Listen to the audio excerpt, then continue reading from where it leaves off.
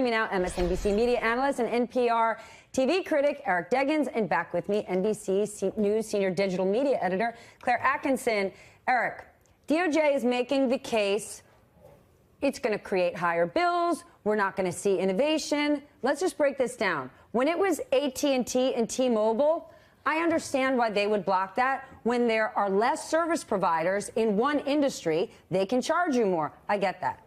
In AT&T and Time Warner, you're creating a multifaceted conglomerate a la Comcast and NBC, a broad-range business. That's not the same. How can they possibly make this higher bills argument?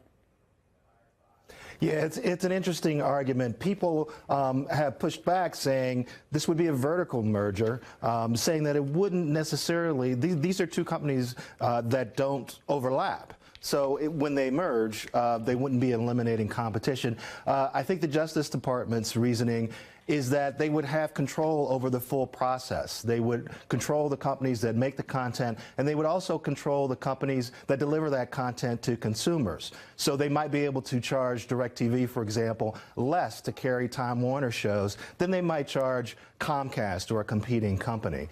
In the past, what we've seen happen is that companies have promised, they've made promises to federal authorities in order to deal with that. They've promised that they will charge everyone the same, and then they have to prove it to federal regulators. What the DOJ seems to be asking them to do is to divest some part of that business so that they don't have to enforce it, so that they don't have to keep track on how they're doing their business. I think the best part of this is that we're going to see this adjudicated in a court.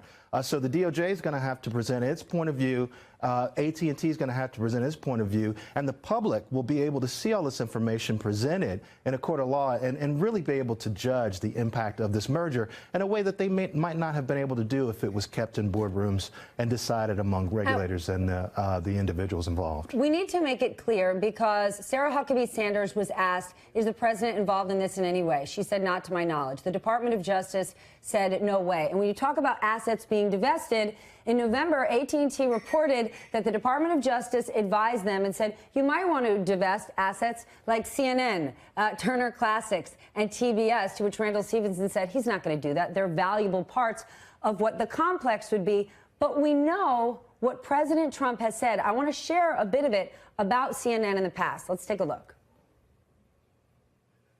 As an example of the power structure I'm fighting, AT&T is buying Time Warner and thus CNN, a deal we will not approve in my administration because it's too much concentration of power in the hands of too few.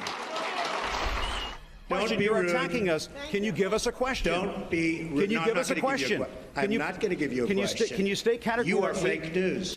I'm not okay when it is fake. I mean, I watch CNN. It's so much anger and hatred.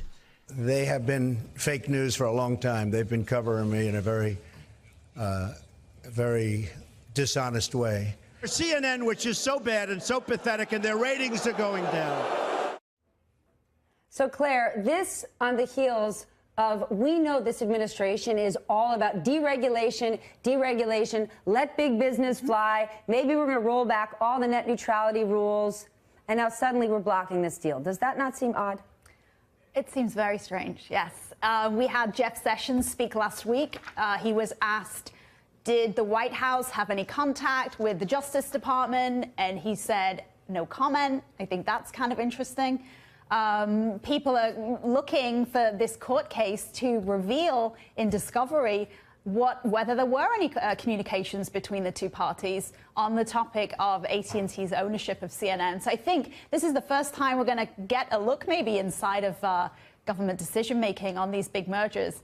You mentioned the fact that this could raise bills on consumers. I don't think it will. AT&T is out there saying, look, we launched an online service that's $35 a month.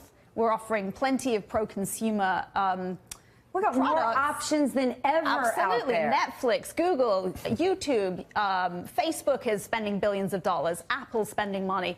And I think AT&T would like us to look at competition in that sense, that these internet giants are coming, spending lots of money on video, and ultimately this is about ad revenue, and AT&T and Time Warner together trying to compete against these big duopolies for ad revenue. So ultimately, it's about to be a federal court decision. All right, thank you all. We're definitely going to keep our eye on this.